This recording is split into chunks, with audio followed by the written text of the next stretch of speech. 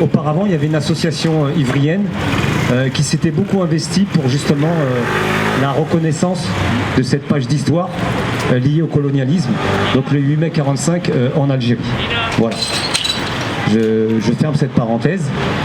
Donc comme vous le savez, cette date est avant tout connue pour être celle de la capitulation de l'Allemagne nazie qui marque la fin de la Seconde Guerre mondiale. Nous avons donc ici une première pensée pour toutes celles et ceux qui ont péri lors de cette guerre, victimes du nazisme et en particulier du génocide qui a été perpétré. L'autre 8 mai 1945 se passe en Algérie, alors que les Algériens fêtent eux aussi la victoire sur le nazisme et réclament la fin de l'occupation coloniale, l'indépendance et la libération du leader nationaliste Messali Hadj, alors déporté.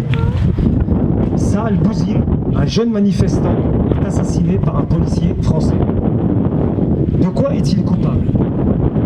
D'avoir brandi le drapeau algérien et réclamé le droit des peuples à disposer d'eux-mêmes. Dans les jours qui suivirent la répression sanglante du 8 mai, des émeutes éclatent dans plusieurs villes, faisant de nombreuses victimes. Pour rétablir l'ordre colonial et terroriser les autochtones, les forces armées françaises et des milices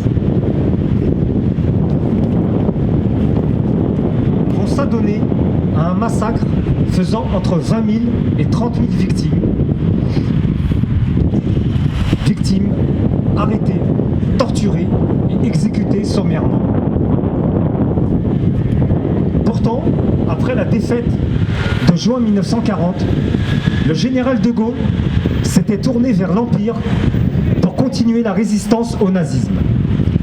Jusqu'à la fin de la guerre, les troupes coloniales contribuent massivement à l'effort de guerre et à la libération de la métropole. Les troupes viennent d'Indochine, de Madagascar, d'Afrique noire. Les troupes d'Afrique du Nord atteignent 340 000 hommes dès 1940. L'Empire britannique, quant à lui, mobilise près de 3 millions de coloniaux. De cette expérience émergent d'immenses espoirs de sortie de la période coloniale. Mais à la fin de la guerre, partout où les leaders nationalistes chercheront à ce que l'on réponde aux aspirations de leur peuple, ils rencontrèrent la violence coloniale. Ce fut le cas en Algérie notamment, mais aussi ailleurs. La 4e République tente, dans l'après-guerre, une véritable mise au pas des colonies françaises qui exprime le refus du colonialisme français et la prise en compte des aspirations nationales des peuples colonisés. Il s'agit de signifier à l'ensemble des colonisés qu'aucune contestation ne sera tolérée, alors que la mise en cause du colonialisme est d'autant plus forte que les colonisés ont massivement participé au combat contre le nazisme. Les exactions, les crimes de guerre et crimes contre l'humanité seront permanents jusqu'au début des années 1960. En attestent entre autres ceux de Halfong en 1946, 6 000 morts. De Madagascar entre mars 1947 et mars 1948, près de 89 000 morts. La guerre d'Indochine de 1946 à 1954 qui fera 400 000 victimes indigènes. Et 5 mois plus tard, le début de la guerre d'Algérie qui s'achèvera le 18 mars 1962 après avoir fait plus de 2 millions de morts. Aimé Césaire souligne dans son discours sur le colonialisme l'incohérence qu'il y a à dénoncer d'un côté les méthodes barbares utilisées par les nazis en Europe et d'un autre côté à accepter et à utiliser des méthodes comparables dans les territoires colonisés d'Afrique, d'Asie ou d'Amérique.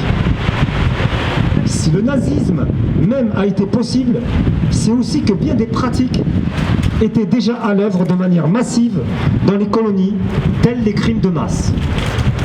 Il y a des liens évidents entre tous ces crimes contre l'humanité, du génocide des Amérindiens au génocide des Juifs et des Tziganes, en passant par la traite négrière.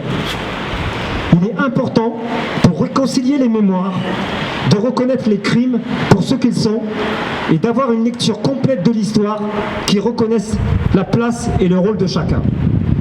Pour conclure, je vous propose donc de poser cette plaque commémorative, place du 8 mai 45. Jour de fête, victoire contre le nazisme, jour de deuil, massacres coloniaux à Sétif, Guelma et à Kerrata.